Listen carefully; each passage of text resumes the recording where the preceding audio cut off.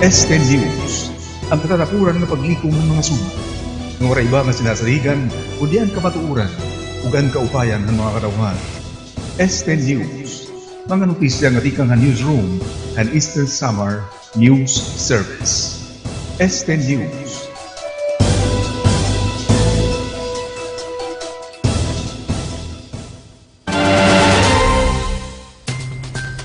Ini ang mga notisya nga nahikayhan Este News, Lunes, Marso 30. Mga laray uluhan, ito naton mga sumat, mga sobra 1,500 na ang kumpirmado nga patay darahiton coronavirus disease din hiha Pilipinas.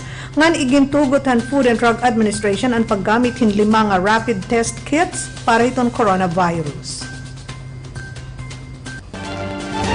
Usa nga Catholic school lawaan ang hataghin ayuda nga pagkaon nga dahan mga magturutdo ngan iba nga mga empleyados. May report ni Aboy Abayan. Ang Divine Child Academy o DCA ha munisipyohan Lawaan nagdistribuer han Sabado, Marso 28 hin mga ayuda nga pagkaon nga dahan mga magturutdo nga iba pa nga mga empleyado hini nga apektado han ginpapatuman nga General Community Quarantine ha pagpugong han pagsarang han COVID-19. Kada usahan 18 nga mga magturutdo nga tulupa nga mga empleyado kinarawat han tunga kasako hin bugas, mga dilata ngan mga instant noodles. Labo taira, lakiphan mga pinanagan ang tulupa nga mga parish workers. Hiragihapon in kinarawat hin napulo kasako nga bugas, mga dilata ngan noodles. Pinangunahan ang panhatag han natura nga ayuda ni Reverendo Padre Ray Anthony Navidad nga amo ang school director ngan Cora Parroco ngan Reverendo Padre Miel Sedfrey Nebrida ang assistant school director. Sumala kan Padre Navidad, ini nga ayuda nga pagkaon inti kang han savings san eskwelahan nga gina-allocate nga dahin mga pagkinahanglan sugad han panahon hin emergency. Sumala pa kan Padre Navidad, ang mga pagkaon nga ipinanhatag ginpalit pa lokal nga mga parag-umangan tindahan agud makasuporta gihapon ang eskwelahan nga dahan digyo nga mga magpapakabuhi. Ang DCA inusala han tulo nga mga diocesan school haubos han diocese han Borongan. Samtang habung tuhan Lawaan, yan nga adlaw may ada nala 8 nga ginbabantayan nga mga persons under monitoring o PUM nga natapos na ang kwarentina han 71 nga mga PUM han naglabay nga mga adlaw. Ngan waray gihapon record hin persons under investigation o PUI. Tikang didiha Lawaan, Eastern Samar, Aboy Abayan para han Eastern Samar News Service. Office of the Municipal Agricultural Services, hagiwan nga Department of Agriculture, nagbuhat in price monitoring dituhan merkado publiko hanasabi nga bungto. May report ni Maureen Salamida. Waray na hinabo nga paghitaas iton presyo ha merkado. Iniinsumala kan Mr. Efren Berongoy, Municipal Agriculturist han Office of the Municipal Agricultural Services, Department of Agriculture o OMAS-DA.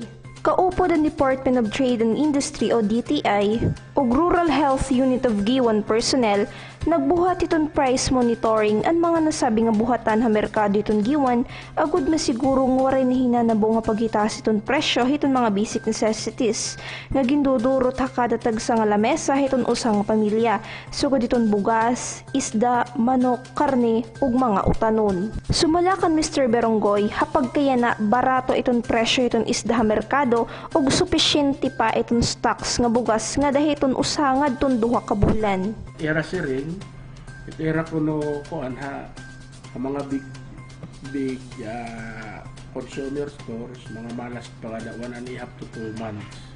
Pero kasi ito, control lang niya. O para naman mapatuman itong social distancing, temporaryo nga ginalaran itong dapit ha may karnehan ug nagkaada entrance ug exit. At inalad na nga ni itong merkado at atong wet market, may ada na grill, ito nga dito karnihan.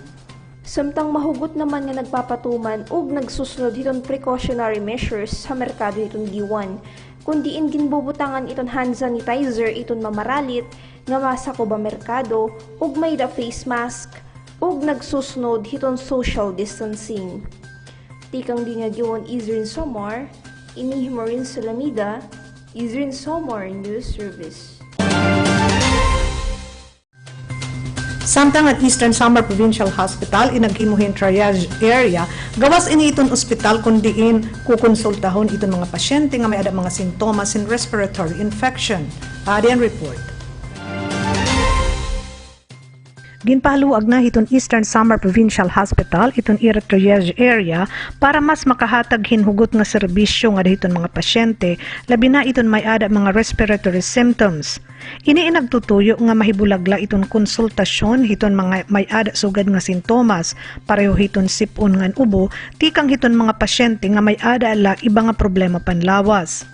Nagbutang ang ospital hinda ko nga tent hagawas iton ira building ngan may ada na nga ni nakasign nga mga consultation areas kung ano iton ipapakonsulta nga sakit hino sa nga pasyente.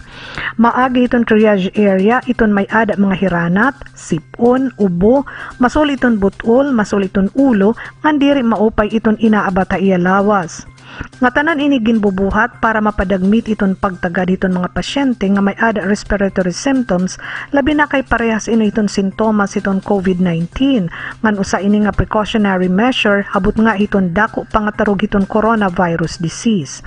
Ini nga espasyo in magsiserbi na gihapon nga lugar para iton initial management iton mga igre-refer nga persons under investigation ngan persons under monitoring. Kinahangyo nagihapiton Eastern Samar Provincial Hospital tikang hiton mga municipal health officers magkun may ada man mga pasyente nga ira igre-refer darahin bisan ano nga sakit dapat may ada gihapon impormasyon tikang haira kung PUM o PUI ba iton pasyente nga dadadon nga dahiton ospital.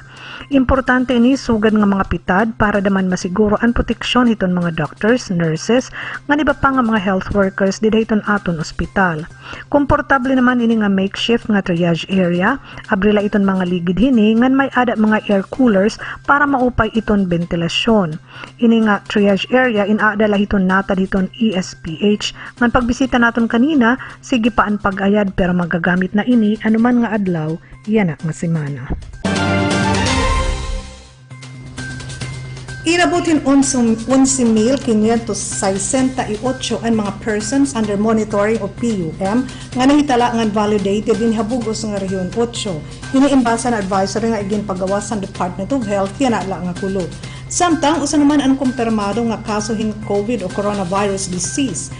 Inabot naman hin total nga 553 ang nahitala nga persons under investigation kun PUI.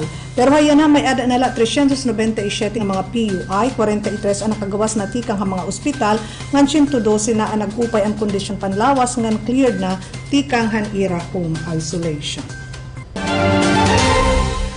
Nahitala in 128 nga bag-o nga mga kaso hin coronavirus disease dinha Pilipinas yana nga adlaw darahin ni iton confirmed cases in naabot na hin 1,546. Ginkumpirma ang Department of Health nga 7 pa nga pasyente ang namatay darahin nga virus sanglit 78 na iton total nga ihaphan mga namatay darahin itong COVID-19.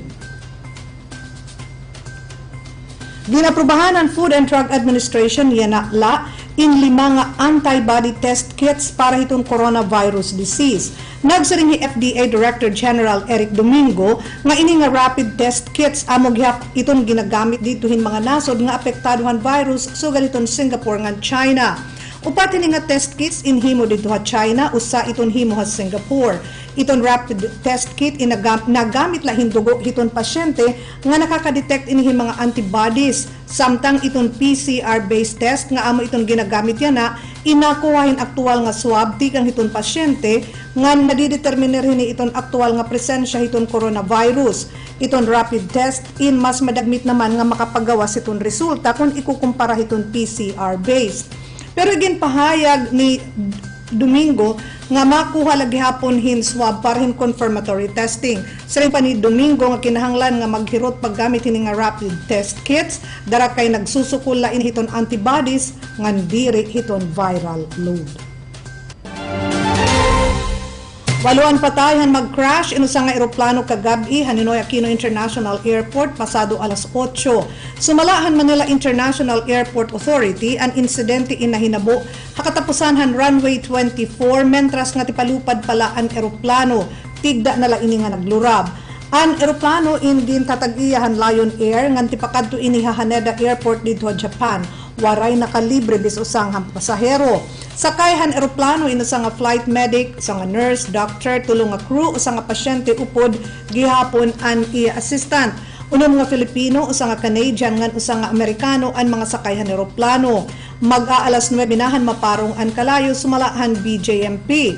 Nagsaring naman ang Civil Aviation Authority of the Philippines nga airworthy ang nasabi nga eroplano ngan lisensyado man ang piloto hini. Pero nagsaring ang kaap nga posible nira ipaudong iton biyahe hiton mga eroplano hiton Lion Air dara kay kini amo ang ikaduha nga aksidente nga nahidabihan nira sa kubhin 7 ka bulan.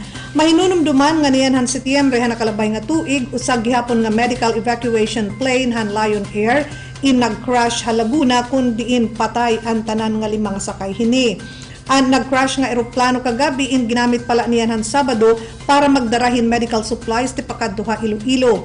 Giniimbestigarya na hiton mga otoridad ang insidente para madeterminer kung anumang gud ang kausa han pagkasunog ng pagbagsak ka nasabi nga eroplano.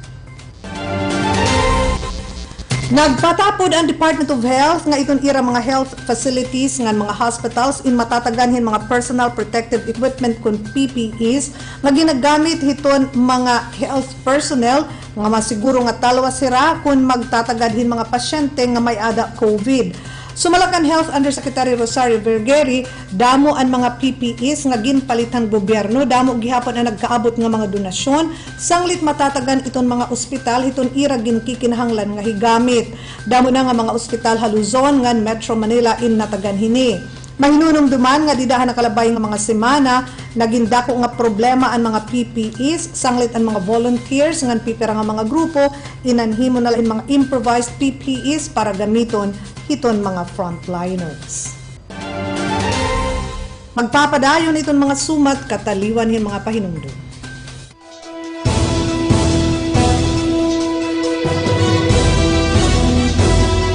Este News, ang katatapuran ng paglikom ng mga sumat. Ng iba nga sinasaligan, o diyan kapatuuran, ugan kaupayan ng mga kadauhan. Este News, mga notisya nga tikang newsroom and Eastern Summer News Service. Este News.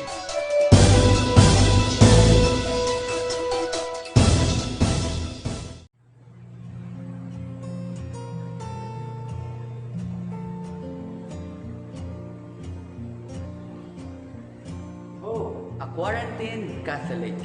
Marang kamo kabugtuan, iton pagtalinguha, iton paglipay, iton nga tanan, amo iton pinakamadagmit nga paagi, iton paging masurugan it atan kinabuhi. Damay tan at atan kilala, diba? Pero maaram ak nga pipirala it talaga, iton atan tinatagos siya, atan pinapahalagahan, atan treasure, cherish, at atan kinihigugma, atan kinabuhi. Sanglit, yan na nga naka-quarantine kita, buhat at nga tanan, it makakalipay haira, it makakaupay haira, it nga tanan, nga ikauupay nira. Anayon na paghinalap, iton paglipay pa, iton kadaman pa. Nasugad nga ni Delaney Curry, as soon as you're done trying to please everyone else, you actually have time to make yourself happy. So dapat malipayan kita, and that's the life of a quarantine Catholic.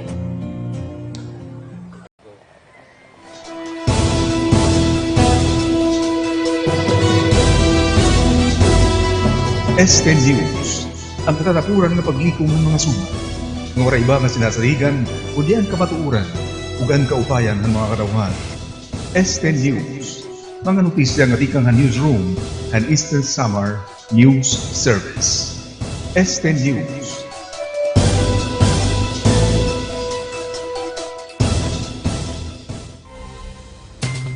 $370 nga mga Pilipino nga sakay hintulo nga mga cruise ships nga nakadtuha Italia in nakauli na nganhiha Pilipinas. Nagsiring ang Department of Foreign Affairs nga ini nga mga Pilipino in inabot ha Manila sakay hinusa nga chartered flight niyanhan Marso 28.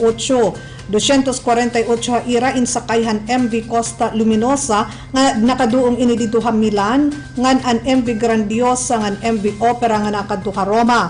Nagpatapod naman ang DFA nga inihirain pinailarom hin mga check-up nga waray nira sintomas itong coronavirus disease antes umuli nganhi. Pero hirain ipapailarom lagi hapon ang 14 ka adlaw nga mandatory quarantine. Labot ini may ada gihapon grupo hin mga Pilipino nga inabot tikang ha Espanya. Naghatagan Singapore hin 40,000 nga coronavirus test kits nga duha nga ventilators nga nihiton gobyerno kumusuporta di dahiton pakikigbisog kontra hiton nagtitikadamo nga COVID infections. Ini nga dugang nga kits in masuplemento kana una nga donasyon ng Singapore para mataganhin tsansa iton mga tao nga magkamay-ada hin temprano nga diagnosis hiton sakit. Ang mga medical equipment in ginkarawat ni Singaporean Ambassador Gerard Ho nga igin turnover nga dukan Philippine Presidential Assistant for Foreign Affairs Robert Borge dito mismo Haninoy Aquino Airport. Sumalakan Ho maghihimo pa hin mga pitad iton Singapore para makabulig dira iton mga paniguro iton Pilipinas nga masurapo ini nga coronavirus disease. Usang madre nga Pilipina inamatay darahin COVID-19 dito sa Espanya. Hi Sister Maria Gracia Balagot amo ang superior hira kongregasyon dito sa India ngan kinadtula ini Espanya para mag-renewhan iya visa han matapnan han COVID-19. Hi Sister Balagot in Madrid hiton Missionary Benedictine Sisters Norfolk Priory nga nakabase sa Estados Unidos. Sumala iton kongregasyon iton ira mga madre ha Korea amo gihapon iton mga frontliner sa irang mga ospital nga mga clinics sugad man gihapon ha iba-iba nga mga nasud sugad sa Tanzania nga duha Kenya dinha Pilipinas, Namibia, Brazil ngan India. Dito sa Spain maabot na 5,982 katao ang namatay dahil nga coronavirus disease. Ngan para ito naton mga sumati kang halangyaw masobra na 1,000 katao ang nahitala nga patay dito sa estado hiton New York ka Estados Unidos dahil hiton coronavirus disease haros usala ka bulan ti kang hanuna mahitala ang kaso dito. Ang una nga sakit o kaso han COVID inahitala niyan han Marso 1 han ma-diagnose inusa nga healthcare worker nga binalik pala ti kang ha Iran. Ang ikadawa nga kaso inahitala kahuman lahi duha ka adlaw dito ini ha New Rochelle. Marso 10 han igdeklarar in containment area ha New Rochelle kundi igin pasarna ang mga eskwelahan ngan mga simbahan. Marso 20 han igmando han gobernador nga diri na kumadto ira mga trabaho ang mga non-essential workers ngan igin diri ang pagkatitiro kin mga tawo. Pero sobrahin ka madagmit ang pagsarang hiton virus. Iton city government hiton New York inaghangyo na hin 400 nga ventilators para hiton mga city hospitals tikang hiton federal government. Nagaro naghihapon hirahin ayuda tikang hiton US military para hin kadugangan nga doctors, nurses ngan medical personnel. Masobra na hin 76,000 nga mga health professionals upod na in mga retirado ang nag-volunteer nga bumulig. Sumala iton mga otoridad iragin babanabana nga mahitaas pa iton mga kaso ha masunod nga tulo ka semana antes maghinay-hinay na iton transmission hini. Ang Food and Drug Administration iton Estados Unidos inaghatag in limited emergency use authorization para hinduha nga mga anti-malarial drugs para gamiton pagtambal iton COVID-19. Nagsaring ang US Department of Health and Human Services nga may ada donasyon hin mga medisina nga dito national stockpile upod na ang chloroquine ngan hydroxychloroquine nga pareho ginagamit o ginaad man como potensyal nga tambal hiton COVID-19. Igintugot daw ang FDA nga igdistribuer nga igreseta hiton mga doktor ini nga medisina nga dahiton mga batanon ngan medyo lagas-lagas na nga mga pasyente nga may da COVID kung diri posible sa nga clinical trial. Pero daw mga researchers nagsiri nga kinahanglan maginhirutla iton mga tao tubtob nga may ada pa mas dagko nga clinical trial nga masuporta hanauna nga mga obserbasyon. Inan mga notisya nga nahikayan Este News amo inihiiden maupay nga oras. Salamat ha iyong nga tanan.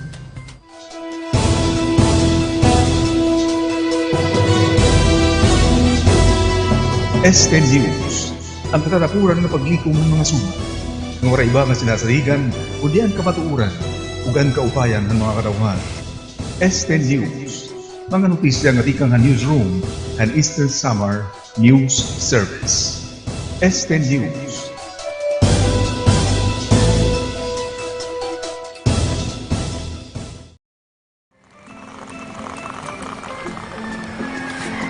Hi! Welcome to the Quarantine Catholic. Kung